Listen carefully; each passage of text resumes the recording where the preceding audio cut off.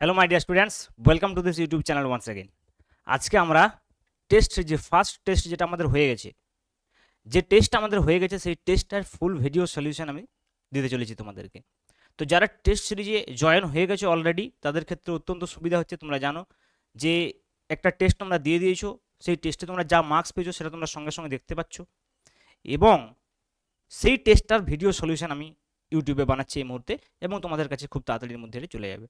তো তোমাদের যে কোয়েশ্চেনগুলোতে কনফিউশন আছে, যেগুলো তোমরা বুঝতে পারো নি কীভাবে হবে, সেগুলো তোমরা ইজিলি করতে পারবে। ওকে, তো চলো সময় নষ্ট না করে আমরা এই সলিউশনটা শুরু করে দিই। এবং আমি একটা কথা বলবো, তোমরা যদি চ্যানেলে নতুন হয়ে থাকে তাহলে অবশ্যই চ্যানেলটা সাবস্ক্রাইব করবে, এবং অবশ্যই তোমরা প্লেলিস্টে চলে যাও। প্লেলিস্টে গেলে তোমরা দেখতে পাবে যে 11 এবং 12 আমি আলাদা আলাদা প্লেলিস্ট বানিয়ে রেখেছি, যেখান থেকে তুমি তোমার পড়াশোনাটা করতে পারবে। আমরা ক্লাস 12 ইলেকট্রোস্ট্যাটিক্সের আমাদের অলমোস্ট শেষের দিকে ফার্স্ট চ্যাপ্টারটা, ঠিক আছে, আমাদের গস থিওরামের অ্যাপ্লিকেশনটা পড়লেই শেষ হয়ে যাবে। আর বাকি 11-এর জন্য আলাদা প্লেলিস্ট রয়েছে। ম্যাথামেটিক্যাল বেসিক ম্যাথামেটিক্স আমি আগের ক্লাসে পড়িয়েছিলাম, ঠিক আছে, তো তোমরা ওখানে চলে গেলে দেখতে পাবে ক্লাস 11-এর জন্য। ওকে, আর যারা টেস্ট সিরিজে জয়েন হতে চাও তারা আমাকে একটা SMS করবে, জাস্ট যে নাম্বারটা আমি দিচ্ছি তোমাদেরকে, এই নাম্বারটাতে SMS করবে, তাহলে আমি বলে দেবো কী করতে হবে। ওকে, এই নাম্বারটাতে SMS করবে তোমরা। টেস্ট সিরিজে স্যার আমি টেস্ট সিরিজে জয়েন হতে চাই, 7551 7551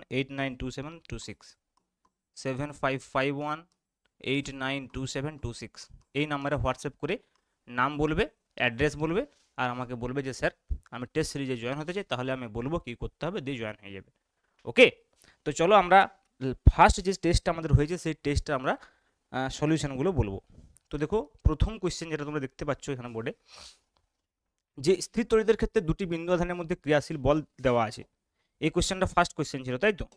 তো এই কোয়েশ্চেনটা সলভ করতে গেলে আমরা কি করব, দেখো, স্থির তড়িতের ক্ষেত্রে দুটি বিন্দু আধানের মধ্যে ক্রিয়াশীল বল সংক্রান্ত কুলম্বের সূত্রটা দেওয়া আছে। এফ ইজ গিভেন যে কে ইন্টু Q1 Q2 আপন আর স্কয়ার, যেটা হয়ে থাকে আর কি। সিজিএস পদ্ধতিতে কে এর মান কত? বলো, সিজিএস পদ্ধতিতে কে এর মান কত হবে? দেখো, প্রথমত হচ্ছে যে এখানে সিজিএস পদ্ধতিতে কে এর মান বলছে, এই কেটা একটা কনস্ট্যান্ট, এই কেটা হচ্ছে একটা কনস্ট্যান্ট বেসিক্যালি। এই কেটা হচ্ছে বেসিক্যালি একটা কনস্ট্যান্ট, এটা কোনো পরাবৈদ্যুতিক ধ্রুবক নয়, এখানে কিন্তু গুলি যেতে পারে, এটা স্মল কে লেখা আছে দেখো।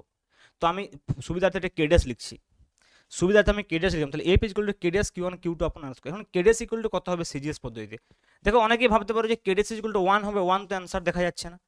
কেডেস ইকুয়াল টু 1 তখনই হবে সিজিএস পদ্ধতিতে যদি সেটা এয়ার মিডিয়াম হয়, কিন্তু এটা কি দেখো আদার মিডিয়াম। তাহলে আদার মিডিয়ামের ক্ষেত্রে কে ইকুয়াল টু কত হয়, 1/k।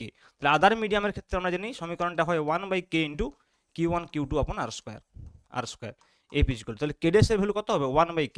তার মানে এখানে option B will be correct option, option B will be correct option. তো এর প্রসঙ্গে আমি তোমাদেরকে বলে রাখি, আমি যখন থিওরি পড়িয়েছিলাম সেখানে আমি অলরেডি বলে দিয়েছিলাম এই কেডেসের 4টা ভ্যালু হতে পারে।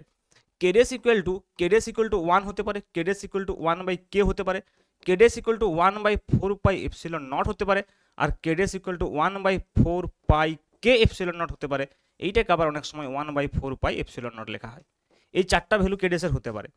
এইটা হচ্ছে যে সিজিএস কিন্তু এয়ার মিডিয়াম, এইটা হচ্ছে কি সিজিএস কিন্তু আদার মিডিয়াম, এইটা হচ্ছে কি এসআই কিন্তু এয়ার মিডিয়াম, এইটা হচ্ছে কি এসআই কিন্তু আদার মিডিয়াম। আমি ডিটেলস একদম বলেছি কেন হচ্ছে, কিভাবে হচ্ছে, এগুলো সব থিওরিতে বলেছি। তোমরা চাইলে তোমরা থিওরি পার্টটাতে দেখতে পারো একদম প্লেলিস্টে গিয়ে। তো এটার অপশন হয়ে গেল বি। চলো নেক্সট কোয়েশ্চেন যাই।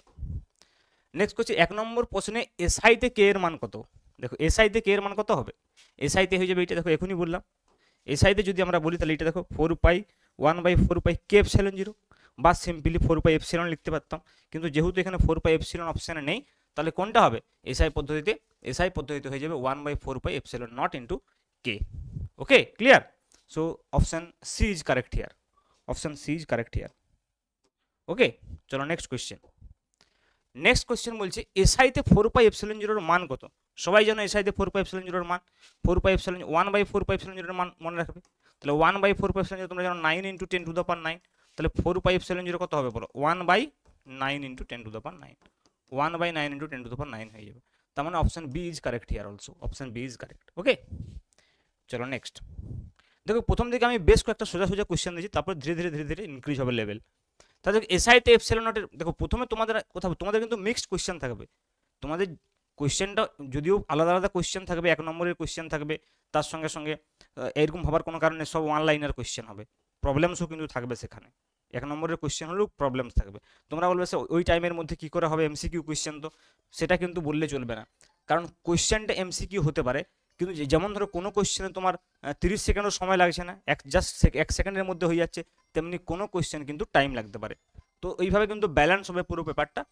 আচ্ছা, তোমাদের আমাকে একজন বললো যে তোমাদের যে অ্যাসারশন রিজনিং টাইপের কোয়েশ্চেন এবং fill in the blanks question থাকবে, তো আমি নেক্সট টেস্ট সিরিজগুলোতে এগুলো ইনক্লুড করে দেবো। আসলে ব্যাপারটা হচ্ছে দেখো, এখানে তোমাদের কোনো পার্সেন্টেজ বলা নেই যে কতগুলো কোয়েশ্চেন থাকবে অ্যাসারশন রিজনিং বা কতগুলো কোয়েশ্চেন থাকবে তোমাদের হচ্ছে যে ফিল ইন দ্য ব্ল্যাঙ্কস। কিন্তু ব্যাপার হচ্ছে দেখো, ফিল ইন দ্য ব্ল্যাঙ্কস বা অ্যাসারশন রিজনিং কোয়েশ্চেন তুলনামূলকভাবে সহজ হবে, থিওরি কনসেপ্ট ক্লিয়ার থাকলে তোমরা করতে পারবে। আমি বারবার একটা কথা বলি, তুমি যদি এটা ভেবে থাকো যে আমি যত কোয়েশ্চেন প্র্যাকটিস করবো তত আমি পরীক্ষাতে পারবো, তাহলে তুমি ভুল করছো। কোয়েশ্চেন প্র্যাকটিসটা তখনই ইফেক্টিভ হবে যখন তোমার থিওরিটা ভালো করে পড়া থাকবে। থিওরি যদি ভালো করে বুঝতে যাও তাহলে অবশ্যই প্লেলিস্টে যে আমার ভিডিওগুলো দেখো, পরপর সুন্দর বুঝতে পারবে, তোমাদের কোনো জায়গায় কোনো কনফিউশন হবে না, প্রত্যেকটা টপিকস খুব ভালোভাবে বুঝিয়ে দিয়েছি এবং করসপন্ডিং নিউমারিক্যালসও করিয়ে দিয়েছি। ওকে, তো চলো, এপসাইলন জিরোর মান তোমরা নিশ্চয়ই জানো, এসআইতে এটা হচ্ছে 8.85 ইন্টু 10⁻12, 854ও লিখতে পারো ইন্টু 10⁻12, তাহলে এখানে যদি 8.85 দেওয়া আছে, তাহলে এখানে কিন্তু option B is correct. Next দেখো কি বলছে, বায়ুর পরিবর্তে অন্য কোনো পরাবৈদ্যুতিক মাধ্যম থাকলে দুটি আধানের মধ্যে ক্রিয়াশীল বল কি হবে? দুটি আধানের মধ্যে ক্রিয়াশীল বল কি হবে যদি বায়ুর পরিবর্তে অন্য কোনো মাধ্যম থাকে? আমি তোমাদেরকে বলেছিলাম যে যদি এয়ার মিডিয়ামে ফোর্সকে আমরা এফ এয়ার বলি, তাহলে আদার মিডিয়ামে সবসময় ফোর্স কি হয়, এয়ার মিডিয়ামে যা ফোর্স হবে তার 1/k গুণ, কেটা হচ্ছে এখানে পরাবৈদ্যুতিক ধ্রুবক। ওকে, তাহলে দেখো আদার্স মিডিয়ামে যে ফোর্সটা সেটা এফ এ আপন কে, তার মানে কি এটা অবশ্যই ডিভাইড হয়ে যাচ্ছে, মানে অবশ্যই হ্রাস পাবে। তাহলে অন্য মাধ্যমে যদি হয় তাহলে অবশ্যই হ্রাস পাবে, বায়ুর পরিবর্তে যদি অন্য কোনো পরাবৈদ্যুতিক মাধ্যম থাকে।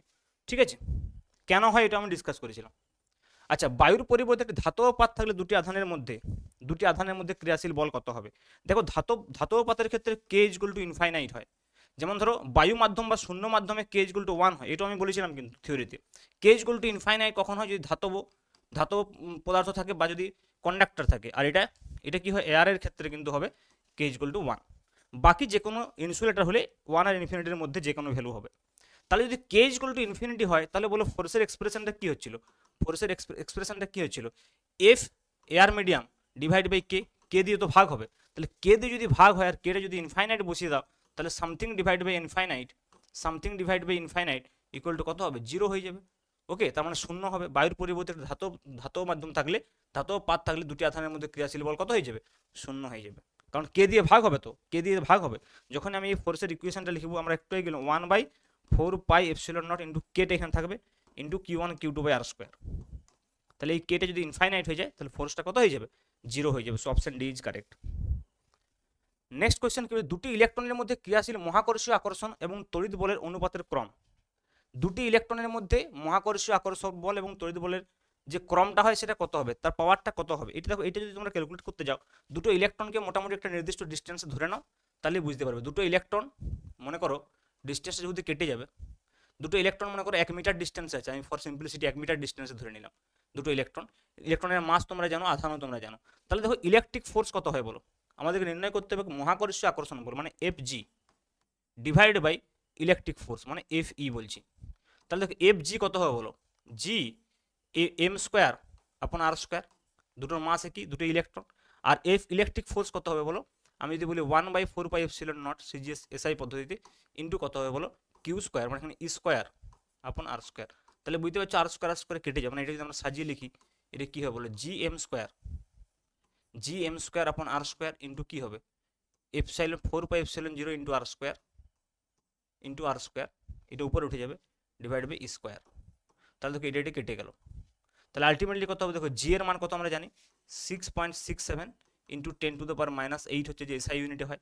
আচ্ছা, ইলেকট্রনের মাস কত? 9 ইন্টু 10⁻31 কেজি, -31 কেজি। তাহলে এটার হোল স্কোয়ার হয়ে যাবে ডিভাইড বাই E² মানে কত হবে বলো? 1.6 ইন্টু 10⁻19 হোল স্কোয়ার, এইটা হবে স্কোয়ার। তাহলে GM²/E²। আচ্ছা, এখানে 4πε0 এর ভ্যালুটা তো লিখতে হবে, তাহলে 4πε0 যেহেতু উপরে আছে এটা 1/9 ইন্টু 10⁹ হবে, তাহলে 1/9 ইন্টু 10⁹ উপরে যেহেতু 4πε0 আছে। তাহলে দেখে নাও একবার যে মানগুলো আমি বসিয়েছি।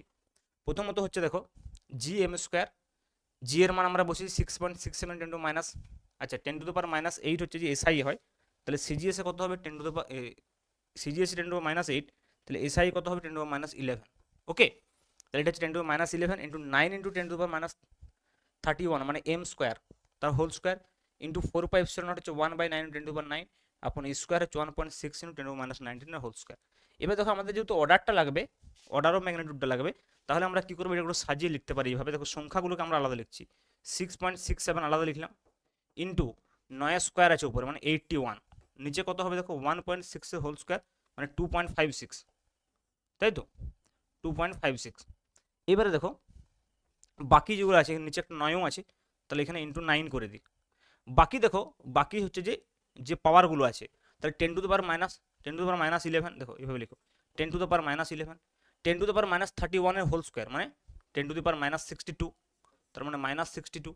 আর নিচে দেখো 10⁻9 যেটা আছে এটা উপরে গেলে -9 হবে, +9 আছে, কিন্তু এটা 10⁻38 -19 এর হোল স্কোয়ার মানে 38, তাহলে উপরে গেলে +38 হয়ে যাবে। তাহলে 10 কত হবে বলো, 62। দেখো 62 11, ঠিক আছে, আর হচ্ছে যে 9, তার মানে 62 + 20 মানে 82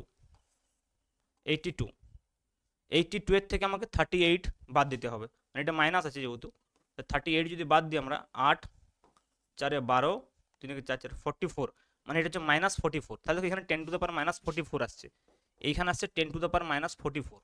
আচ্ছা এইবারে তোমরা এইখানে একটু দেখো, এইখানটাতে কত আসবে, এখানে দেখো অপশানে তো -44 নেই, কেন নেই দেখো, এই যে 10⁻⁻44 এইদিকে এসছে, আর এইদিকে দেখো এই যে 6 ইন্টু 6, এটা তুমি 80 ধরো, দেখো তাহলে এটা 6 ধরে না অ্যাপ্রক্সিমেট, এটাকে 80 ধরো, তাহলে 6 8 48, উপরে কত হবে 480 আর নিচে হবে 18, তাহলে 480কে যদি তোমরা 18 দিয়ে ভাগ করো, তাহলে এইখানে একটা কিন্তু আমি বলতে পারি যে এইখানেও কিন্তু একটা 10-এর পাওয়ার আসবে। 480কে যদি আমরা 18 দিয়ে ভাগ করি কত হবে বলো, 480কে যদি আমি 18 দিয়ে ভাগ করি, ফর সিম্পলিসিটি আমরা 20 দিয়েও যদি ভাগ করি কত হবে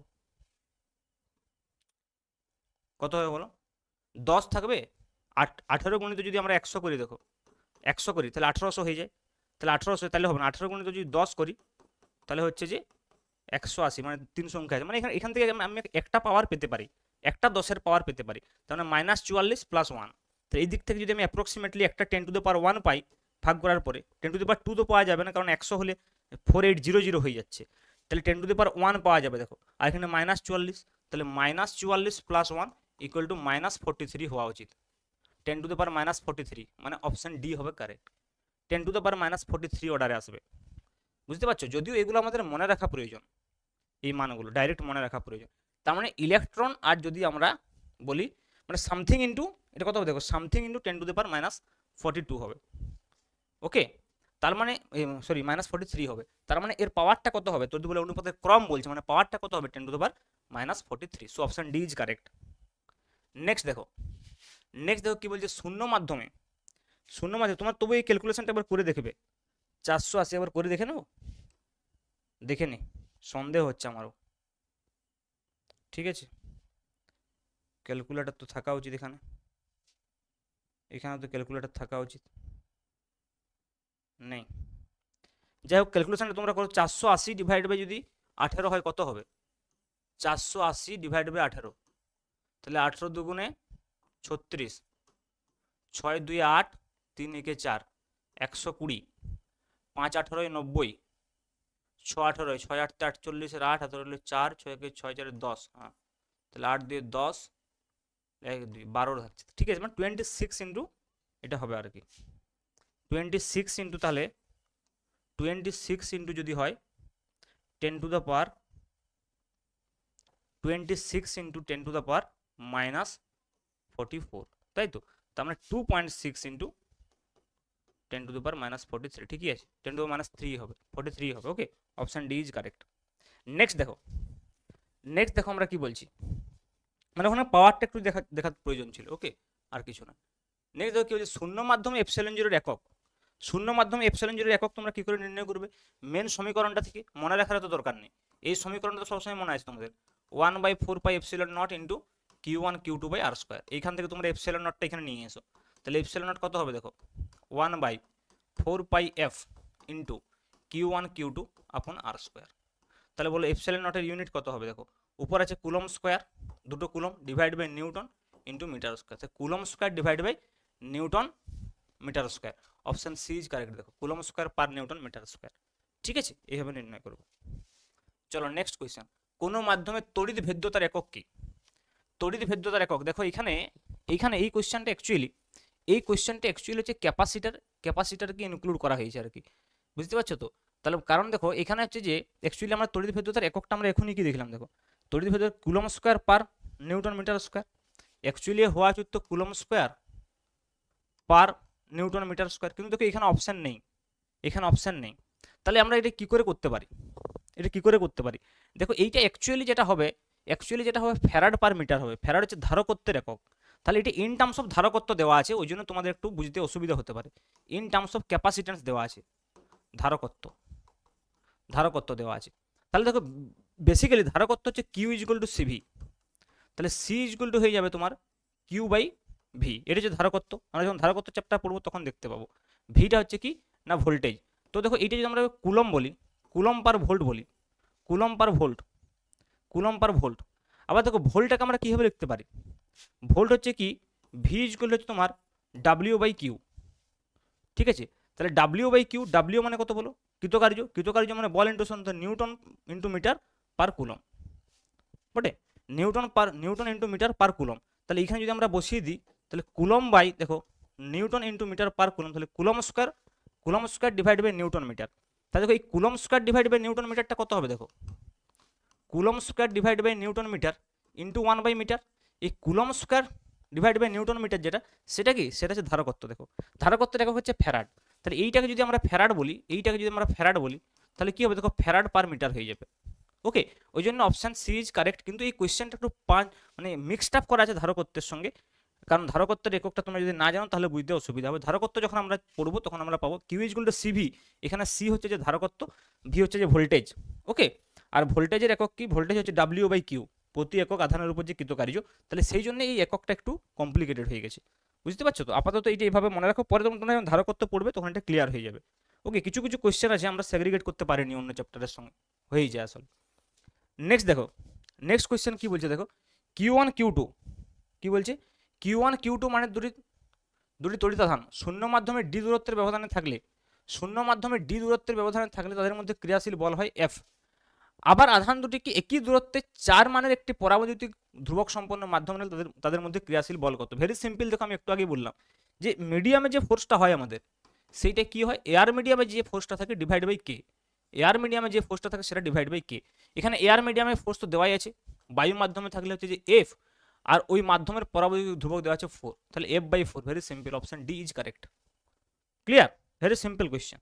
দেখো নেক্সট কোয়েশ্চেন কি বলছে? দেখো দুটি ছোট ধাতব বলে স্থির মানের আধান আছে এবং তারা একটি নির্দিষ্ট ব্যবধানে আছে বায়ুতে থাকাকালীন এবং কে পরাবৈদ্যুতিক ধ্রুবযুক্ত মাধ্যমে থাকাকালীন তাদের মধ্যে ক্রিয়াশীল বল।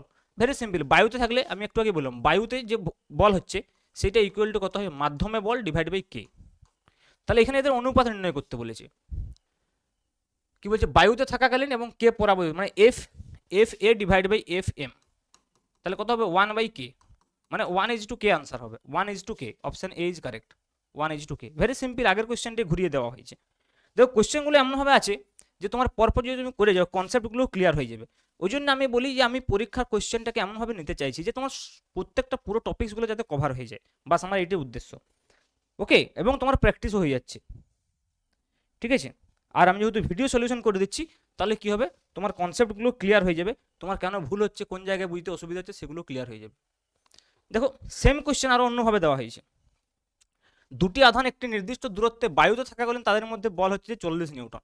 তাহলে যদি অন্য কোনো মাধ্যমে থাকে যার আপেক্ষিক তড়িৎভেদ্যতা বলা আছে, আমি বলছি আপেক্ষিক তড়িৎভেদ্যতা, দেখো এপসাইলন আর কে হচ্ছে যে সেম জিনিস, পরাবৈদ্যুতিক ধ্রুবক, এটা 8 দেওয়া আছে। আর এয়ার মিডিয়ামে যে ফোর্সটা এফ এয়ার সেটা দেওয়া আছে দেখো 40 নিউটন। তাহলে আদার্স মিডিয়ামে ফোর্স কত হবে বলো? আদার্স মিডিয়ামে ফোর্স হচ্ছে F air medium divide by K. তাহলে কত হবে? 40/8, তার মানে 5 নিউটন উইল বি অ্যান্সার। তার মানে অপশন সি ইজ কারেক্ট। দেখো option C is correct. Okay, next question দেখো কি বলছে? 5 ইন্টু কি বলছে? 5 × 10⁻11 5 × 10⁻11 মিটার ব্যবধানে অবস্থিত একটি ইলেকট্রন ও প্রোটনের মধ্যে তড়িৎ আকর্ষণ বল ও মহাকর্ষীয় বলের অনুপাত নির্ণয় করো। এখনই যেরকম আমি বলছিলাম, দেখো এটা কোনটা হওয়া উচিত, ইলেকট্রন ও প্রোটন আছে এখানে, কিন্তু দুটোই ইলেকট্রন নেই, তাহলে এটা কিন্তু একটু চেঞ্জ হয়ে যাবে।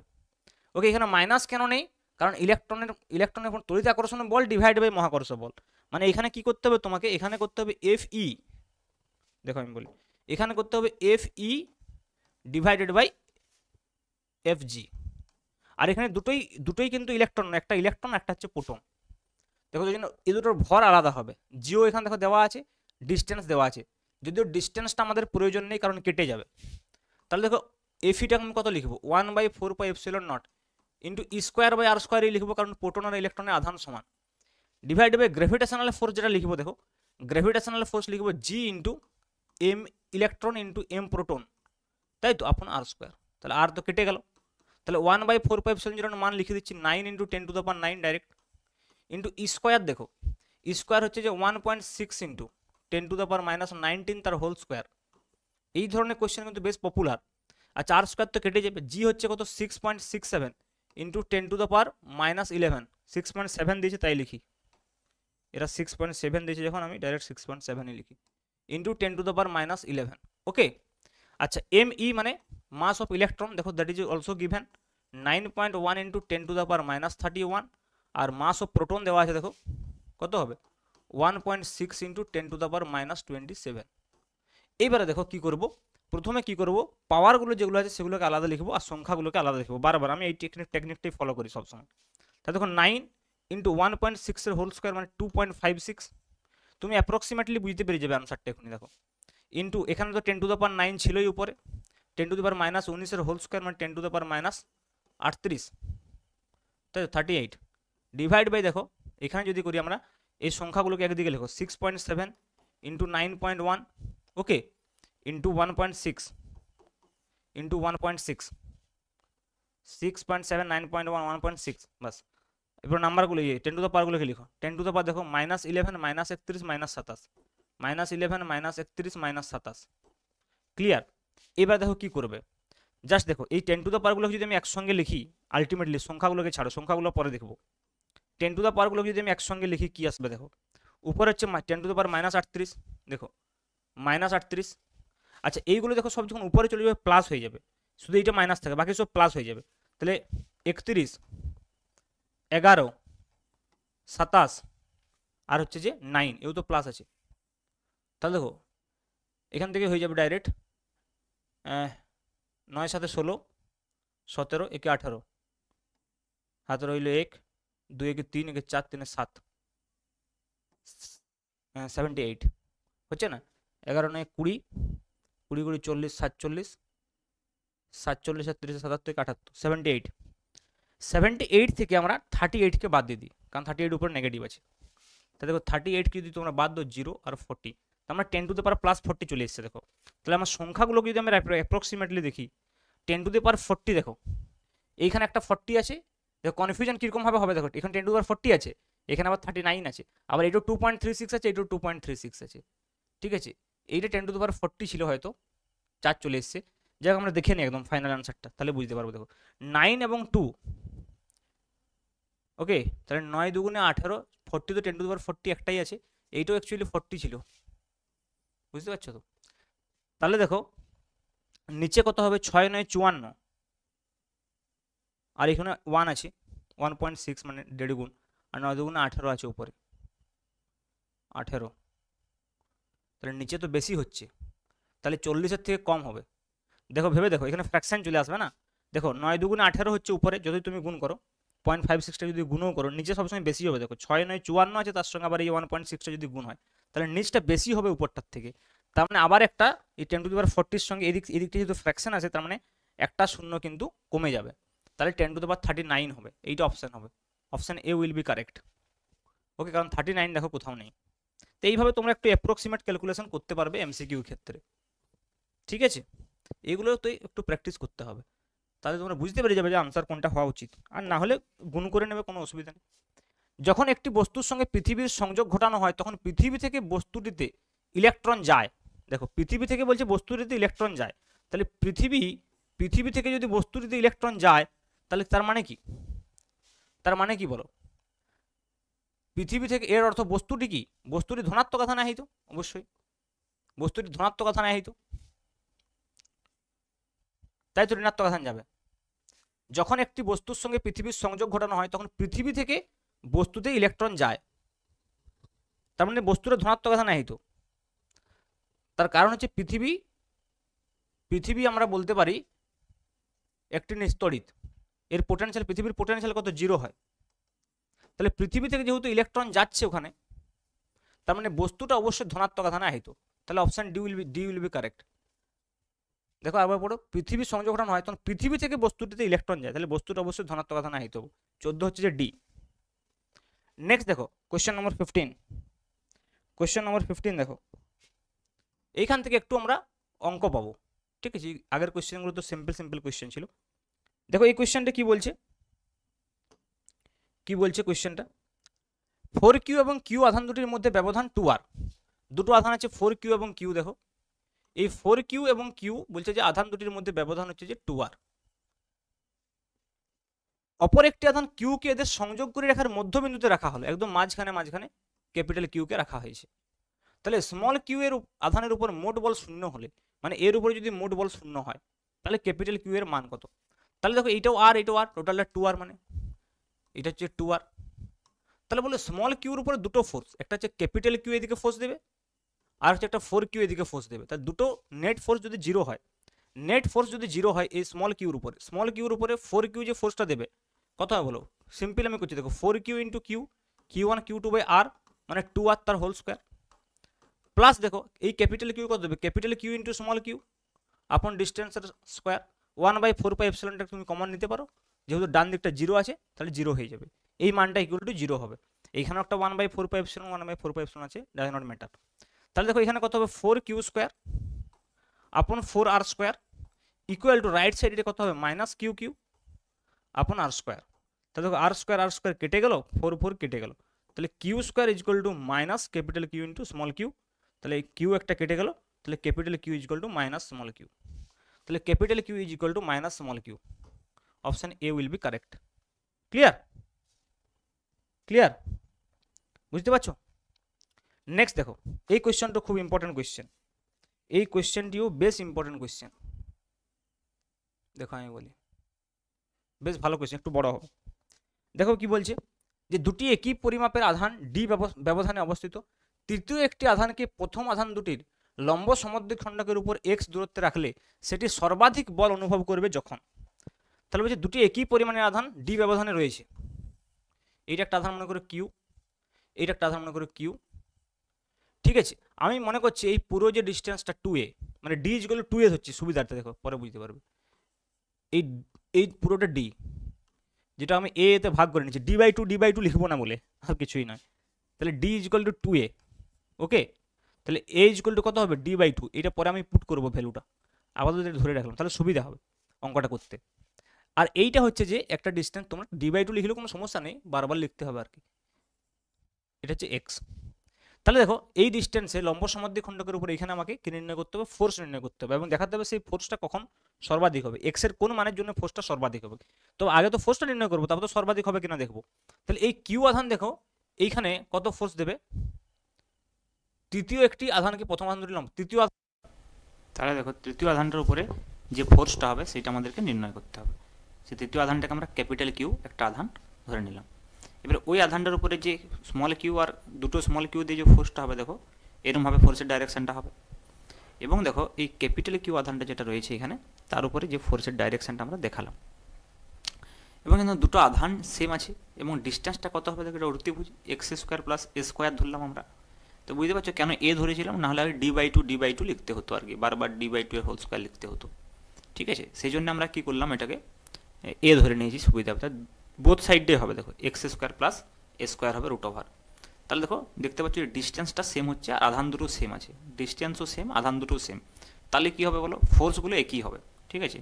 তাহলে ফোর্সগুলো আমি ক্যাপিটাল এফ ধরলাম দুটোর জন্যেই, তাহলে দুটো ফোর্সেই সমান হবে। তাহলে এই দুটো ফোর্সের যে রেজাল্ট্যান্ট সেটা আমাদেরকে নির্ণয় করতে হবে। তাহলে রেজাল্ট্যান্টটা কোন দিকে যাবে, এই দুটো ফোর্স সমান মাঝ বরাবরই যাবে রেজাল্ট্যান্টটা, ঠিক আছে। তাহলে এই এফ নেটটা নির্ণয় করার জন্য এই অ্যাঙ্গেলগুলো সমান হবে, যেহেতু মাঝ বরাবর গেছে তাহলে দুটো অ্যাঙ্গেলকে আমরা থিটা ধরলাম। আর বিপ্রতীপ কোণের ধর্ম যদি তোমরা মেনে চলো তাহলে এই কোণগুলো কিন্তু থিটাই পাবে। এগুলো কিন্তু আমরা ইউজ করবো পরে, এগুলো সব ধরছি ক্যালকুলেশন পারপাসে। ওকে, এবারে দেখো যদি আমরা বলি যে এইখানে যে দুটো ফোর্স রয়েছে, দুটো ফোর্সের সাপেক্ষে আমরা যদি এদিকে আমরা বলি যে আমাদের যে উপাংশটা হবে, তাহলে এদিকের এফটা এফ সাইন থিটা হবে আর একটা এফ কস থিটা উপর দিকে হবে। এক কাজ করে নিচে নামিয়ে নিছো ডায়াগ্রামটা, তাহলে দেখতে তোমাদের সুবিধা হবে। ঠিক আছে, তাহলে দেখো এবার আমি উপাংশগুলো দেখাচ্ছি। তাহলে দুটো এফ আছে, একটা লেফট সাইড একটা রাইট সাইড দেখতে পাচ্ছ। তাহলে এফটার কি হচ্ছে দুটো উপাংশ, একটা হচ্ছে এফ কস থিটা উপরের দিকে আর এফ সাইন থিটা হচ্ছে লেফট সাইডে। সিমিলারলি এদিকের এফটার দুটো উপাংশ হবে, একটা হবে এফ সাইন থিটা আর একটা হবে এফ কস থিটা। এবং দেখতে পাচ্ছ যে কি হচ্ছে যে এফ সাইন থিটাগুলো যেগুলো হচ্ছে যে সেগুলো অপোজিট হচ্ছে, আর এফ কস থিটাগুলো কী হচ্ছে জুড়ে গেছে। তাহলে দেখো এফ কস থিটাগুলো দুটো মিলে যে এফ নেট ফোর্সটা হবে সেটা কত হবে না 2f কস থিটা। দুটো এফ আছে, দুটো 2f কস থিটা হবে, এফ সাইন থিটাগুলো কেটে গেছে, বুঝতে পারছো? ক্লিয়ার? তাহলে এইটা হয়ে যাবে তোমাদের নেট ফোর্স। ওকে, এবারে দেখো এই এফ এর মানটা কত হবে আর কস থিটার মানটা কত হবে। এই ত্রিভুজটা যদি তোমরা দেখো, এই ত্রিভুজটার এইটা হচ্ছে কি লম্ব, আর আর দেখো এটা হচ্ছে লম্ব আর এটা হচ্ছে যে তোমার হচ্ছে যে ভূমি, আর এটা হচ্ছে অতিভুজ। তাহলে এখানে এক্সটা হচ্ছে যে আমাদের ভূমি, তাহলে X by root over of X square plus square, তাহলে হলো ভূমি বাই অতিভুজ। ওকে, বুঝতে পারছো? তাহলে এই মানটা আমরা কস থিটার জায়গায় বসিয়ে দেবো। আর এফ এর মানটা কত হবে, সিম্পল দেখো capital Q into small Q divide by ডিস্টেন্সের স্কোয়ার। ওকে, তাহলে আমরা 2 ইন্টু লিখতে পারি capital Q into small Q. Okay, divide, আর আমরা 1/4 এখানে না লিখলেও চলবে, কারণ হচ্ছে যে এটা আমাদের জাস্ট ফোর্সটা কখন ম্যাক্সিমাম হবে সেটা লিখতে হবে। তাহলে capital Q small Q upon ডিস্টেন্সের স্কোয়ার, তাহলে হয়ে যাবে এক্স স্কোয়ার প্লাস স্কোয়ার, কারণ রুটটা স্কোয়ার হলে উঠে যাবে। ঠিক আছে, তো ইন্টু দেখো কস থিটার ভ্যালুটা আমরা বসিয়ে দেবো X divide by root over of X square plus square. Okay, তাহলে এইটা আমাদের ফাইনালি হয়ে যাচ্ছে যে ফোর্সটা। ক্লিয়ার? এইবার দেখো এই ফোর্সটা কখন ম্যাক্সিমাম হবে সেটা নির্ণয় করতে হবে। তার জন্য একটু সাজিয়ে নিই ইকুয়েশনটাকে। আমি কনস্ট্যান্টগুলোকে আলাদা রাখছি, 2 capital Q into small Q, এটা কনস্ট্যান্ট আছে দেখো, তাহলে এটা যদি আমি আলাদা লিখি ইন্টু আমরা লিখতে পারবো এক্স ডিভাইডেড বাই কত বলো, X square plus square root আছে, তাহলে X square plus square to the power 3/2 হয়ে যাবে। 1 প্লাস 1 আর 2 করলে ওটা 3/2 হয়ে যায়। ঠিক আছে, তাহলে দেখো এফ নেটটা বেরিয়ে গেল। এবার আমাদেরকে নির্ণয় করতে হবে এফ নেটটা কখন ম্যাক্সিমাম হবে, এফ নেটটা কখন ম্যাক্সিমাম হবে। তোমরা যদি ক্যালকুলাস পড়েছো তাহলে ক্যালকুলাসের ধারণা অনুযায়ী তোমরা জানো যে Y equal to F of X কোনো একটা ফাংশন ম্যাক্সিমাম তখনই হবে যদি D Y by D X that is F dash X equal to 0 হয়। ওকে, এটা হচ্ছে ম্যাক্সিমাম বা মিনিমামের কন্ডিশন। কিন্তু যেহেতু এইখানে আমাদেরকে বলছে সর্বাধিক বল নির্ণয় করতে হবে, তাহলে নিশ্চয়ই ম্যাক্সিমামই হবে। তাহলে এই ফাংশনটাকে যদি আমরা ডিফারেন্সিয়েশন করি এবং সেইটা ইকুয়াল টু 0 করি, তাহলে এক্সের যে মানটা পাবো সেইটাই কিন্তু হয়ে যাবে আমাদের মেন রেজাল্ট। তাহলে D F net by D X equal to 2 কিউটাকে আমরা কনস্ট্যান্ট রেখে দিলাম। এবার দেখো ইউ বাই ভি এর ডেরিভেটিভ করবো। ইউ বাই ভি এর ডেরিভেটিভ করলে কী হবে, হর যেটা রয়েছে না হরের স্কোয়ার হবে, তাহলে হরের স্কোয়ার করলে কী হবে, দুইটা উঠে যাবে, তো কিউব হয়ে যাবে নেক্সটটাতে, দেখো দুইটা কেটে যাবে, তাহলে কিউব হয়ে যাবে, স্কোয়ার করলে দুইটা কেটে যাবে। আর উপরটা দেখো কী হবে, হর ইন্টু লবের ডেরিভেটিভ, তাহলে হর কত আছে বলো, X square plus A square to the power 3/2 into লবের ডেরিভেটিভ কত হবে, এক্সের ডেরিভেটিভ 1 সিম্পল, মাইনাস দেখো কী হবে, মাইনাস হয়ে যাবে তোমার লব ইন্টু হরের ডেরিভেটিভ, তাহলে লবটা যেমন আছে থাকবে, আর হরের ডেরিভেটিভ কত হবে N x two the power n-1, তাহলে 3/2 into X square plus square to the power 3/2 - 1। Clear?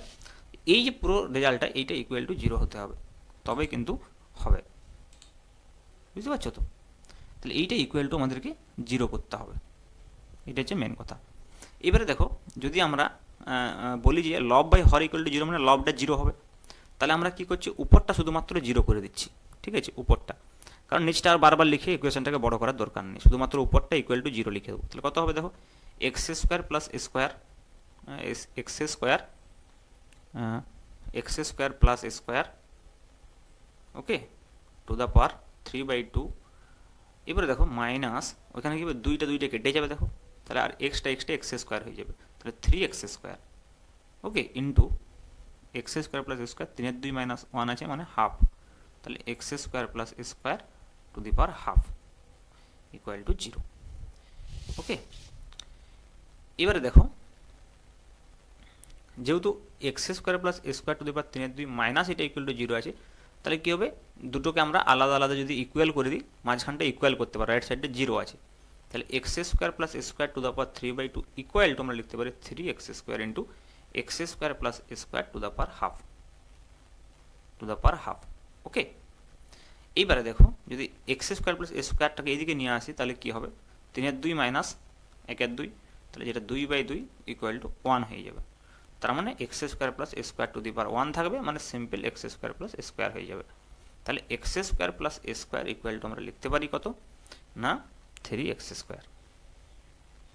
ওকে, এইবারে দেখো যদি আমরা একটু রিঅ্যারেঞ্জ করে দিই ইকুয়েশনটাকে তাহলে কি হবে, হ্যাঁ তাহলে কি হবে বলো, 3x square minus X square মানে 2x স্কোয়ার হয়ে যাবে।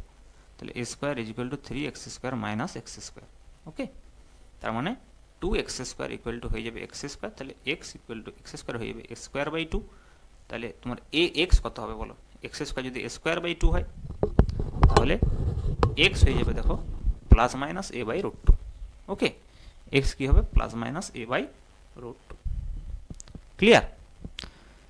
তাহলে দেখো এখন d ইকুয়াল টু কত ধরেছিলাম আমরা, 2a ধরেছিলাম, তাহলে a ইকুয়াল টু d/2 ওখানে বসিয়ে দাও, তাহলে প্লাস মাইনাস d/2 √2 হয়ে যাবে। দেখো এইখান থেকে আমরা আনসারটা পেয়ে গেলাম। এবার যদি আমরা কোয়েশ্চেনটাকে দেখি, দেখো তোমরা একটা অপশান পাবে যেখানে d/2 √2 ছিল। ওকে, দেখো d/2 √2 রয়েছে, অপশান সি ইজ কারেক্ট। ওকে, এবার দেখো প্লাস মাইনাসটা কেন হচ্ছে, উপর দিকে হলে প্লাস নিচের দিকে হলে মাইনাস, কারণ ওই পয়েন্টের থেকে উপর দিকে হতে পারে নিচের দিকেও হতে পারে, যেখানে শুধু ম্যাগনিটিউডটা দেওয়া আছে। ওকে, তাহলে নিশ্চয়ই বুঝতে পারলে এই কোয়েশ্চেনটা কীভাবে করব। চলো নেক্সট কোয়েশ্চেন। নেক্সট কোয়েশ্চেনটা দেখো কি আছে প্রথমে, ঠিক আছে একটু বাড়িয়ে নিই, নেক্সট কোয়েশ্চেনটা একটু বাড়িয়ে নিই, তাহলে তোমরা বুঝতে পারবে নেক্সট কোয়েশ্চেনটা কী রয়েছে অ্যাকচুয়ালি। তাহলে দেখো এখানে কি বলছে যে দুটো, একটা ইলেকট্রন প্লাসই আর একটা হচ্ছে যে 9e, ঠিক আছে, দুজন পরস্পর থেকে একটা নির্দিষ্ট ডিস্টেন্সে রয়েছে। তাহলে আমাদেরকে ইকুইলিব্রিয়াম কন্ডিশনটা নির্ণয় করতে হবে। ই থেকে এক্স ডিস্টেন্সে বলছি, তাহলে বাকি ডিস্টেন্সটা কত হবে বলো, এদেরটা যদি এক্স হয় তাহলে ওই দিকটা কত হবে, ওই দিকটা হয়ে যাবে তোমার 16 মাইনাস এক্স। ওকে, তাহলে ওই পয়েন্টটাতে আমরা মনে করি নেট ফোর্সটা 0 হবে। তাহলে প্লাস এর জন্য নেট ফোর্স আর 9 জন্য নেট ফোর্স ওই কিউর উপরে 0 হবে, যে কিউটাকে আমরা এখানে রাখলাম। তাহলে দুটো ফোর্স যদি পরস্পরের ইকুয়াল হয় এবং অপোজিট হয় তাহলে কত E Q by X square equal to হয়ে যাবে দেখো 9e into Q, okay, divide by 16 minus X তার হোল স্কোয়ার। বাস, তাহলে এখানে নেট ফোর্স 0 হবে, মানে ওই আধানটা ওখানে ইকুইলিব্রিয়ামে থাকবে। তাহলে ফাইনালি হবে 1 by X square equal to দেখো 9 বাই 16 মাইনাস এক্স তার হোল স্কোয়ার। যদি বর্গমূল করো তাহলে 1 by X equal to simple 3 by কত হবে বলো 16 মাইনাস এক্স। এবার কোনাকুনি যদি ক্রস মাল্টিপ্লিকেশন করো তাহলে 3x ইকুয়াল টু কী হবে 16 মাইনাস এক্স, তাহলে 4x ইকুয়াল টু 16 হয়ে গেল, তাহলে x ইকুয়াল টু সিম্পল 4 হয়ে যাবে। তাহলে বুঝতে যে 4 সেন্টিমিটার ডিস্টেন্সে হবে, তাহলে শুধুমাত্র x থেকে 4 সেন্টিমিটার ডিস্টেন্সে হবে। D option correct. চলো নেক্সট কোয়েশ্চেন। নেক্সট কোয়েশ্চেন দেখো কি বলছে, নেক্সট কোয়েশ্চেনটা একটু বাড়িয়ে নিই তাহলে দেখতে তোমাদের সুবিধা হবে। নেক্সট কোয়েশ্চেনে কী বলছে দেখো, যে একটা ইলেকট্রন একটা ঘুরছে নিউক্লিয়াসের চারদিকে, একটা হাইড্রোজেন অ্যাটমের ক্ষেত্রে, ঠিক আছে, তাহলে এর উপরে যে ফোর্সটা সেটা দেখো ভেক্টর ফর্মে দেওয়া আছে, 4টা অপশান, ঠিক আছে। তাহলে এর মধ্যে কোনটা কারেক্ট হবে, তাহলে দেখো ইলেকট্রনটা যদি আমরা বলি যে ঘুরছে আর প্রোটন আছে মাঝখানে, আর ইলেকট্রন কক্ষপথে ঘুরে তোমরা জানো, ঠিক আছে, তাহলে এই ডিস্টেন্সটাকে আমরা আর ধরেছি। তাহলে সেন্টারের দিকে ফোর্সটা হবে, কারণ সেন্টারে পজিটিভ চার্জ আছে, ইলেকট্রন নেগেটিভ চার্জ, বুঝতেই পারছো, ঠিক আছে। তাহলে প্লাস আর মাইনাসে একটা নির্দিষ্ট দূরত্বে আছে, আমরা ভাবতে পারি আর ডিস্টেন্সে আছে পরস্পর থেকে। ওকে, তাহলে প্লাস এখানে আছে, ভালো করে এবার ডায়াগ্রামটা আঁকি এই প্রবলেম করে। হ্যাঁ, তাহলে এই যে হচ্ছে যে প্লাসই রয়েছে, আর এইখানে হচ্ছে যে তোমার মাইনাসই হবে আর কি, হ্যাঁ মাইনাসই, ঠিক আছে। তাহলে এই দুজনের মধ্যে ডিস্টেন্সটা হচ্ছে যে আর, তাহলে ইনওয়ার্ড ফোর্সটা হবে, বুঝতে পারছো তো, ইনওয়ার্ড ফোর্সটা হবে নেগেটিভ হবে, রেডিয়াসের অপোজিটে হবে, অ্যাট্রাকটিভ ফোর্স, মানে ফোর্সের যখন ভেক্টর ইকুয়েশন তাহলে নেগেটিভ হবে। এর মধ্যে জেনারেলি এফ কত হবে বলো, এফ যদি আমরা মানে এখানে হ্যাঁ K square by R square minus আর কে হবে ফোর্সটা ইকুয়াল টু, ওকে, মানে simple Q1 Q2 by R square হয়, কিন্তু E square by R square একটা মাইনাসটা আগে নিয়ে এলাম, তাহলে minus K into square by R square into minus into R cap. Okay, দেখো কিন্তু অপশানগুলো আর কিউবের ফর্মে আছে, তাহলে আর ক্যাপটাকে আমরা যদি আর কিউবের ফর্মে লিখি তাহলে R cap equal to R vector divide by R হয়ে যাবে। ওকে, তাহলে minus K into square upon আর কিউ আর ভেক্টর আপন আর, তাহলে নিচে আর স্কোয়ারটা আর এর সঙ্গে গুণে আর কিউ হয়ে যাবে। ওকে, তাহলে বুঝতে পারছো যে ফাইনাল আনসারটা কী হবে তোমরা, তাহলে কত হবে বলো, minus K into square upon R cube into R vector. Okay, so this is the correct answer, so option C is correct। বুঝতে পারছো, তাহলে এইভাবে কিন্তু তোমাকে প্রবলেমগুলো করতে হবে। ওকে, ক্লিয়ার। চলো নেক্সট কোয়েশ্চেন। এখানে দেখো একটা ত্রিভুজের 3টে বিন্দুতে আধান রয়েছে। ওকে, এটাও একটু বাড়িয়ে নি, 3টে বিন্দুতে দেখো আধান রয়েছে, ঠিক আছে। তাহলে কি নির্ণয় করতে হবে, কি নির্ণয় করতে আগে আগে যেটার উপরে ফোর্সটা নির্ণয় করতে বলছে সেটা নির্ণয় করে দেখে নি, তাহলে তোমরা বুঝতে পারবে, তাহলে বুঝতে পারবে। দেখো ওইখানে ফোর্সটা নির্ণয় করে দেখে নি, ডায়াগ্রামটা আলাদা করে এঁকে, তাহলে বুঝতে সুবিধা হবে। এই বরাবর আসলে বলছে যে ফোর্স, সেটা সেরকম কোনো ফোর্স থাকবে না, পারপেন্ডিকুলার বরাবর ফোর্স কত হবে সেটা নির্ণয় করতে বলছে। দেখা যাবে পারপেন্ডিকুলার বরাবর কোনো ফোর্স থাকবে না। দেখো আমি ভালো করে দেখাচ্ছি তোমাদেরকে ব্যাপারটা, ঠিক আছে, আলাদা ডায়াগ্রাম আঁকি। ওকে, তাহলে দেখো এটা ট্রায়াঙ্গেল, ঠিক আছে, যার এখানে হচ্ছে মাইনাস কিউ, এখানে প্লাস কিউ, উপরে হচ্ছে যে প্লাস কিউ।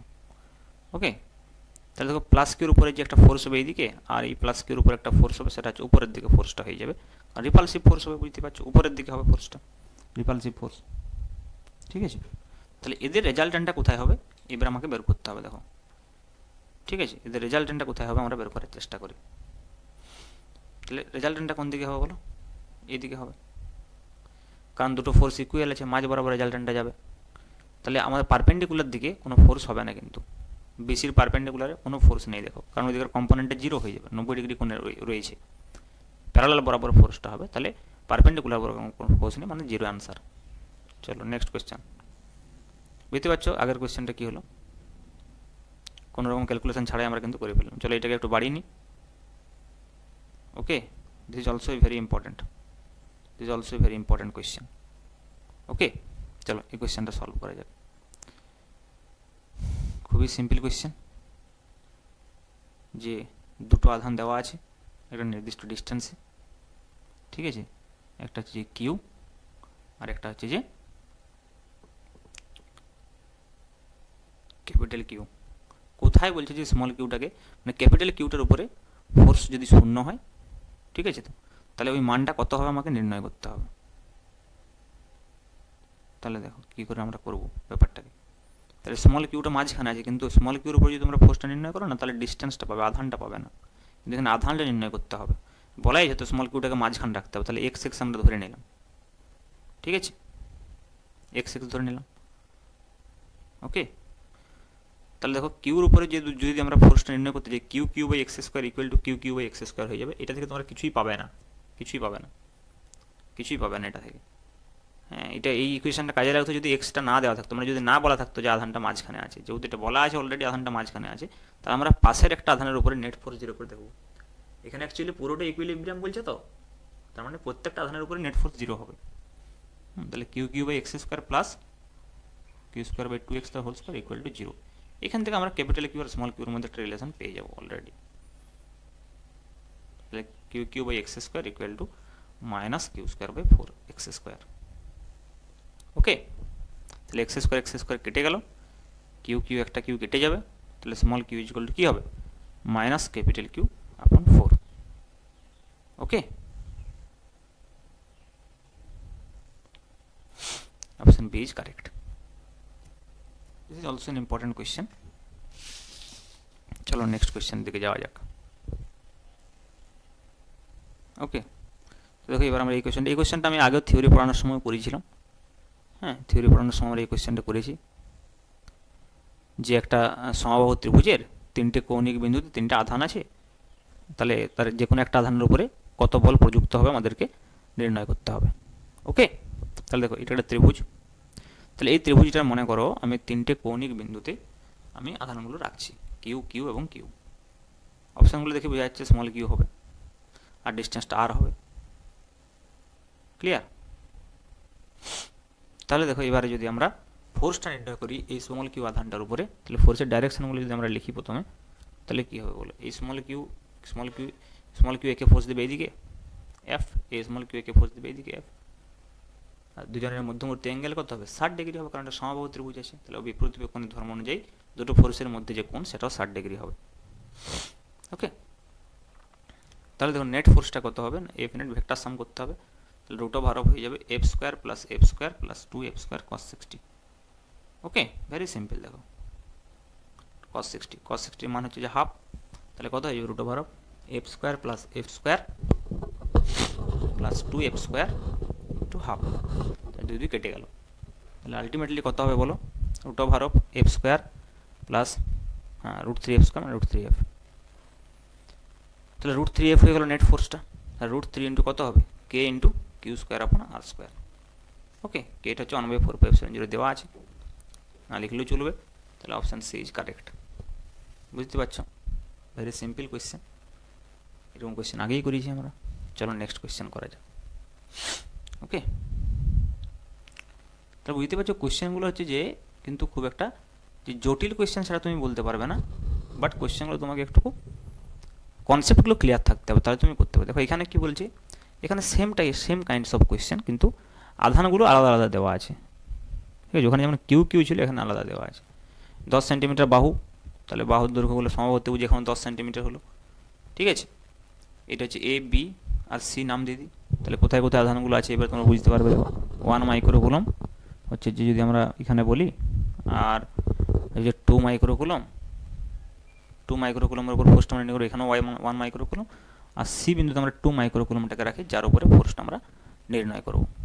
ঠিক আছে, তাহলে দেখো আগের কোয়েশ্চেনের যে রেজাল্ট ওটা কাজে লাগানো যাবে এখানে। ঠিক আছে, কারণ দেখো তোমরা ফোর্সের মানগুলো একই হবে, এদিকে যা, কারণ আধানগুলো একই আছে 1 2 1 2, তাই দুটো ফোর্সের মান কিন্তু সেম হবে, কারণ ডিস্টেন্সটাও সেম আর আধানগুলো একই আছে। তাহলে ফোর্সের মানগুলো কী হবে? সবসময় সেম হবে। আধানও একই, ডিস্টেন্সও একই। দেখতেই পাচ্ছ 10 সেন্টিমিটার ডিস্টেন্স রয়েছে। ওকে, তাহলে এই দিকের কোণটা যদি 60 ডিগ্রি হয়, আগের মতো এই দিকেরটা 60 ডিগ্রি হবে। তাহলে বুঝতে পারছো ডাইরেক্ট আমরা লিখতে পারবো এফ নেট ইজিক্যাল হয়ে যাবে √3 ইন্টু এফ। একটু আগেই করেছিলাম √3 ইন্টু এফ। তাহলে বুঝতে পারছো যখন আমরা কোনো শর্টকাট ফর্মুলা বলি, শর্টকাট ফর্মুলা বলার কিছু নেই আসলে ব্যাপার হচ্ছে যে যদি আমরা বারবার করি তাহলে সেই আগের অঙ্কটার রেজাল্টটাকে আমরা মনে রেখে নেক্সট অঙ্কটাকে আমরা করতে পারবো। এটা হচ্ছে মেন কথা। এইভাবে কিন্তু শর্টকাট রুল হয়। শর্টকাট রুলের ওইরকম কোনো ব্যাপার নেই যে শর্টকাট রুল মানে তোমাকে আলাদা করে মুখস্থ করতে হবে। ওকে, তোমার মাথার মধ্যে চলবে, যখনই 60 ডিগ্রি তুমি দেখবে তখনই তোমার ওই আগের ইকুয়েশনটা মাথার মধ্যে মনে চলে আসবে। তাহলে এখানে কত হবে? √3 ইন্টু এফ এর মানটি লিখছি আমরা 1/4πε0 ইন্টু দুটো আধান আছে দেখো 1 আর 2, তাহলে 1 ইন্টু 2 হবে, 1 ইন্টু 2 হবে Q1 Q2 জায়গায়। ঠিক আছে, আরেক লাইন লিখেই করি। তাহলে এফ নেট ইজিক্যাল হয়ে যাবে, মানগুলো বসাবো √3 ইন্টু কত হবে 9 ইন্টু 10⁻⁹। ওকে, এবার Q1 Q2 আছে, মাইক্রোকুলম দেখো দুবার আছে, তাহলে 10⁻⁶ এখানে একবার হবে, আর এটার জন্য কিন্তু 2 ইন্টু 10⁻⁶, তাহলে দুবার 10⁻⁶ লিখতে হবে Q1 Q2-র ক্ষেত্রে। তাহলে 1 ইন্টু 10⁻⁶, ওকে, কী হবে 1 ইন্টু 10⁻⁶ ইন্টু 2 ইন্টু 10⁻⁻12 একবার লিখে দিলাম, ডিভাইডেড বাই ডিস্টেন্স হচ্ছে 10 ইন্টু 10⁻² তার হোল স্কোয়ার। ওকে, তাহলে দেখো এবারে এটা আমরা কীভাবে করতে পারবো, ক্যালকুলেশনটা করতে হবে বাস, তাহলে তোমরা আনসার পেয়ে যাবে। ওকে, চলো ক্যালকুলেশনটা করেই নিই। তাহলে এফ নেট ইকুয়াল টু যেটা হবে দেখো সেটা হচ্ছে কি √3, ওকে 9 18, আর হচ্ছে যে পাওয়ারগুলোকে আলাদা করার চেষ্টা করো। ঠিক আছে, তো উপরে আছে 10⁹, ওদিকে আছে 10⁻12, 10⁻⁻ হয়ে গেল -3, আর নিচে তোমার হবে 10⁻⁻1, হ্যাঁ, ইন্টু তার হোল স্কোয়ার 10⁻², 10 ইন্টু -2 ছিল, ওটা উপরে লিখে দিলাম বাস, √3 ইন্টু 18 ইন্টু 10⁻³ √3 ইন্টু 1.8। ওকে, তাহলে কোনটা হবে দেখো, একটু গুণ করে দেখা যাক। 1.732 হচ্ছে √3 এর মান ইন্টু 1.8। তাহলে এই দুটোকে গুণ করলে তোমরা কাছাকাছি আনসারটা পেয়ে যাবে। এই দুটোকে গুণ করলে কাছাকাছি আনসারটা পাবে। 3.1 নিউটনে হবে মনে হচ্ছে। তবু একবার করে দেখেই নাও। 1.8 আর 1.7 অ্যাপ্রক্সিমেটলি যদি আমরা ক্যালকুলেশনটা করতে 56 থেকে 7 5 12 18 1 18 6 8 2 10 1 2 1 3।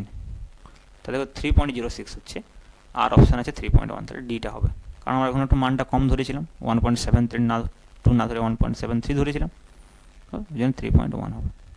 ওকে, 3.1 অ্যাপ্রক্সিমেটলি। তাহলে এইভাবে বুঝতে পারছি এমসিকিউর ক্ষেত্রে একটি অ্যাপ্রক্সিমেট ক্যালকুলেশন করতে হবে, তাহলে তোমরা বুঝতে পেরে যাবে কী হবে আসলে ব্যাপারটা। ঠিক আছে, ক্লিয়ার? এইভাবে কিন্তু তোমাদেরকে করতে হবে।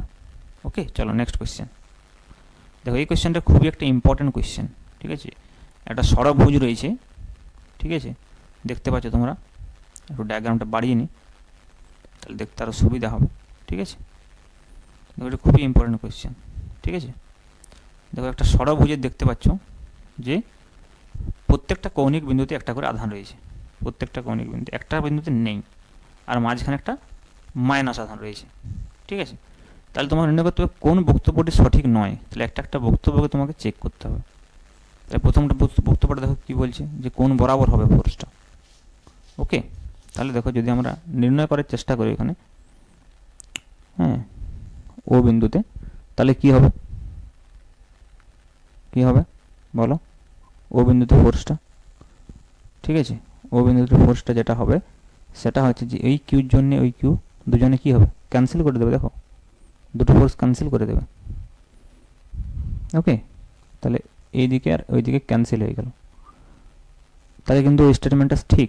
দেখো এই স্টেটমেন্টটা ঠিক, স্টেটমেন্টটা যেটা বলছে সেটা একদম কারেক্ট স্টেটমেন্ট। ওকে, সিমিলারলি অপোজিট দিকে দেখো ওই দুটো ফোর্সও কিন্তু পরস্পরকে ক্যান্সেল করে দেবে। তাহলে ওই দুটো স্টেটমেন্ট কিন্তু কারেক্ট হয়ে গেল। 3 নম্বর স্টেটমেন্টটাতে দেখো যে নেট ফোর্সটা বলছে সেটা কোন দিকে বলছে, নেট ফোর্সটা কোন দিকে বলছে। নেট ফোর্সটার মানটা তো 1/4π0 into square by R square, ঠিক এইচ স্কোয়ার ঠিকই বলছে। কিন্তু ব্যাপারটা হচ্ছে যে ডাইরেকশানটা দেখো তুমি, ডাইরেকশানটা কোন দিকে হবে, যেহেতু একটা নেগেটিভ আধান আছে ডাইরেকশানটা ওই দিকে হবে। ঠিক আছে, তো তাহলে ওই ও অ্যাট্রাকশান করবে না, তাহলে ওই বরাবর ডাইরেকশানটা হবে। কিন্তু এখানে ডাইরেকশানটা উল্টো দেওয়া আছে কোয়েশ্চেনটাতে। হ্যাঁ, ওটা তো ডিস্টেন্সটা এইচ হবেই। তাহলে সেক্ষেত্রে ফোর্সের ম্যাগনিটিউডটা আমি বললাম কী হবে, 1/4π0 1/4 কিন্তু Q square by H square. Okay, তাহলে কিন্তু ডাইরেকশানটা ওই দিকে হবে, ওসি বরাবর। ওকে, কিন্তু ওখানে ওসি বরাবর নেই, দেখো তাহলে এটা ভুল হয়ে গেল, ওই দিকটাতে আছে। তাহলে শেষেরটা কিন্তু কারেক্ট, কারণ এখানে ওসি বরাবর দেওয়া আছে। তাহলে দেখো 3টে অপশানই কারেক্ট হলো, কিন্তু ব্যাপার হচ্ছে যে একটা ভুল হলো। তাহলে কোনটি কারেক্ট নয়, সি এরটি কারেক্ট নয়। ওকে, ক্লিয়ার? তাহলে 3টে অপশান কারেক্ট, একটা কিন্তু কারেক্ট নয়, ওই যেটা কারেক্ট নয় সেটাই খুঁজে বের করতে হবে। চলো নেক্সট কোয়েশ্চেনের দিকে আমরা যাই। Okay, this is also very important question, but easy question, easy question. Okay, এই কোয়েশ্চেনটা আমরা আগেই করেছিলাম যখন তলমাত্রিক ঘনত্ব নির্ণয় করেছিলাম আধানের। তাহলে এখানে 64টা বলছে জল পারদবিন্দু একসঙ্গে মিলিত হয়ে একটা বড় পারদবিন্দুতে পরিণত হয়েছে। তাহলে আমাকে আধানের তলমাত্রিক ঘনত্ব অনুপাত নির্ণয় করতে হবে। ওকে, 64টা জলবিন্দু একসঙ্গে মিলিত হয়েছে দেখো, তাহলে আধানের তলমাত্রিক ঘনত্ব এখানে নির্ণয় করতে হবে।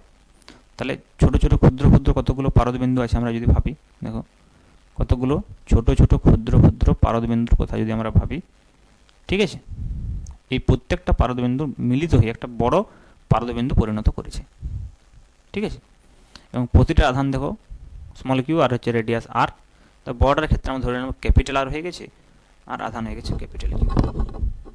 ওকে, ক্লিয়ার? দেখো capital Q equal to 64 into small Q হবে, কারণ 64টা পারদবিন্দু মিলেই তো বর্ডারটা তৈরি হয়েছে। তাহলে সেটা কিন্তু কোনো সমস্যার বিষয় নয়। তাহলে capital Q equal to 64 into small Q. Okay, আর capital Q by 4π R square, small Q by 4π R square, আর হচ্ছে capital Q by 4π R square, এটা হচ্ছে সিগমা। তাহলে এটা যদি সিগমা, একটা যদি ছোট ছোট বলে একটা বড় গোলকটার ক্ষেত্রে বলি, তাহলে কি হবে বলো? তাহলে ছোট গোলকটার ক্ষেত্রে আমরা এটাকে আমরা সিগমা এস আর এটাকে সিগমা বি দিয়ে রিপ্রেজেন্ট করবো, ঠিক আছে। তাহলে এটাকে আমরা বলতে পারি সিগমা এস স্মল, আর এটাকে আমরা বলি সিগমা বি মানে বিগ স্ফিয়ার। তাহলে sigma S by sigma B আমাকে নির্ণয় করতে হবে অ্যাকর্ডিং টু দ্য কোয়েশ্চেনটা। দেখো কোয়েশ্চেনটা পড়লে বুঝতে পারবে। তাহলে সিগমা এস এর মানটা প্রথমে বসিয়ে দাও, স্মল কিউ বাই 4πr²। আর সিগমা বিটাকে যদি আমরা বসাতে চাই দেখো তাহলে ঘুরিয়ে লিখবো, উল্টে লিখে দিচ্ছি। তাহলে 4π into capital R² by capital Q. Okay, তাহলে 4π কেটে গেল, তাহলে small Q by capital Q into capital R by small R তার হোল স্কোয়ার। ওকে, এবার দেখো স্মল কিউ আর ক্যাপিটাল কিউ রিলেশন এখান থেকে পেয়ে যাবো। Small Q by capital Q কত হবে? 1/64। ওকে, এবার দেখো ক্যাপিটাল আর এবং স্মল আরের মধ্যে রিলেশনটা কী করে পাওয়া যাবে। ক্যাপিটাল আর এবং স্মল আরের মধ্যে রিলেশন নির্ণয় করতে গেলে আমাকে কী করতে হবে, যে এই যে 64টি পারদবিন্দু রয়েছে তারা একসঙ্গে একটা বড় পারদবিন্দু তৈরি হয়েছে, মানে 64টার যা ভলিউম হবে সেটা বড়টার ভলিউমের সঙ্গে সমান হবে। তাহলে ভলিউমগুলো এখানে সমান করতে হবে। তাহলে বুঝতে পারছো বড়টার ভলিউম করতে হবে 4/3π ইন্টু ক্যাপিটাল আর কিউ হবে, সেইটা ইকুয়াল টু হবে 64 ইন্টু প্রত্যেকটার ভলিউম মানে 4/3π ইন্টু স্মল আর কিউ হয়ে যাবে। ঠিক আছে, তাহলে 4/3π কেটে যাবে, বুঝতেই পারছো। তাহলে তাহলে capital R Q equal to কত পড়ে থাকবে? Capital R Q equal to হবে 64 ইন্টু স্মল আর কিউ। এইবারে দেখো যদি আমরা এটাকে ঘনমূল করি তাহলে আর ইকুয়াল টু সিম্পল 4r হয়ে যাবে। ওকে, তাহলে এবারে যদি আমরা এখান থেকে ক্যাপিটাল আর বাই স্মল আর করি সিম্পল পেয়ে যাবো 4। তাহলে মানগুলোকে এখানে বসিয়ে দেবো। এবারে স্মল কিউ বাই কিউর ভ্যালু কত? 1/64, আর হচ্ছে যে 1/64 দেখো small Q by capital Q. Okay, তাহলে 1/64 লিখব ইন্টু ইন্টু কত হবে বলো? ইন্টু হয়ে যাবে 4। তাহলে 4 স্কোয়ার মানে 16। তাহলে কাটাকুটি হলো 4 1:4 1:4। Option C is correct again. বুঝতে পারছো? তাহলে এইভাবে কিন্তু তোমরা কোয়েশ্চেনগুলো করতে পারবে। ভেরি সিম্পল আমি বারবার বলছি ভেরি সিম্পল, কিন্তু তোমার কনসেপ্ট ক্লিয়ার থাকতে হবে। চলো আজকে লাস্ট কোয়েশ্চেন এই টেস্টের লাস্ট কোয়েশ্চেন এটাই। ওকে, কিন্তু কোয়েশ্চেনটা একটু তুলনামূলকভাবে ডিফিকাল্ট আছে, ঠিক আছে। চলো কোনো সমস্যা হবে না, ধীরে ধীরে করবো, সব বুঝতে পারবে। আমি কিন্তু বেশি তাড়াহুড়া করছি না, আস্তে আস্তে ধীরে সুস্থ অঙ্কগুলো করার চেষ্টা করছি যাতে তোমাদের বুঝতে কোনো রকম কোনো সমস্যা না হয়, ঠিক আছে। তাহলে দেখো এই -q1 যে আধানটা রয়েছে তার উপরে এই q2 এবং q3 আধান কত ফোর্স প্রয়োগ করছে x অক্ষ বরাবর, সেটা আমাকে নির্ণয় করতে হবে। x অক্ষ বরাবর ফোর্স মানে x কম্পোনেন্টটা, ফোর্সের x কম্পোনেন্ট এখানে নির্ণয় করবো। তার মানে বুঝতে পারছো তো, ফোর্সের x কম্পোনেন্টটা নির্ণয় করলে হবে যে ফোর্সটা ফাইনালি আসবে। কোয়েশ্চেনটা আইডিতে পড়েছে কিন্তু, বুঝতে পারছো, একটা ইম্পর্টেন্ট কোয়েশ্চেন, ঠিক আছে। তাহলে দেখো -q1 আধানের উপর ফোর্সটা নির্ণয় করতে হবে এবং q2 আর q3 আধানটা কত ফোর্স দেবে -q1 আধানের উপর তার x কম্পোনেন্ট আমরা নির্ণয় করব। ডিস্টেন্সগুলো দেখো দেওয়া আছে a এবং b, ঠিক আছে। তাহলে ডায়াগ্রামটাকে এখানে ড্র করি, তাহলে বুঝতে তোমাদের সুবিধা হবে। সেম ডায়াগ্রামটাতে না করে আলাদা ডায়াগ্রাম আঁকলে তোমরা বুঝতে পারবে। -q1 আর এখান থেকে x অ্যাক্সিস ধরে নিলাম, এটাকে এখানে আছে তোমার +q2 যে ডিস্টেন্সটা তোমার গিভেন রয়েছে b। ওকে, তাহলে ওইদিকে ফোর্সটা হবে, যেহেতু নেগেটিভ চার্জ আছে, ওইদিকে +q3 কোন দিকে ফোর্স দেবে বলো? এদিকে ফোর্স দেবে, মাইনাস আছে, হ্যাঁ। তাহলে F1 F2 ফোর্সের ডাইরেকশনটা বুঝতে পারছো, উপরে মাইনাস ফোর্সটা দিকে রিপালসিভ ফোর্স দিচ্ছে, প্লাসটা অ্যাট্রাকটিভ, আর এটা হচ্ছে যে ওয়াই অ্যাক্সিস, এই অ্যাঙ্গেলটা থিটা দেওয়া আছে, ঠিক আছে। এক্স অক্ষ বরাবর ফোর্সের উপাংশটা নির্ণয় করতে বলছে, কারণ এই দিকের উপাংশটা। তাহলে F1টা তো অলরেডি এক্স অ্যাক্সিস বরাবর আছেই, তাহলে F2টাকে উপাংশে ভাগ করতে হবে। তাহলে যদি আমরা বিপরীত কোণের ধারণাটা বলতে এটা থিটা হলে এই কোণটা থিটা হবে। তাহলে F2 যদি আমরা দুটো উপাংশ নিই, একটা হয়ে যাবে F2 cos থিটা এই দিকে, ওকে, আর F1 এর দিকে হয়ে যাবে কত? F2 sin থিটা, ওকে। তাহলে F2 sin theta plus F1 net ফোর্সটা হয়ে যাবে F2 sin theta plus F1 ওকে। এটা হচ্ছে F0 নেট,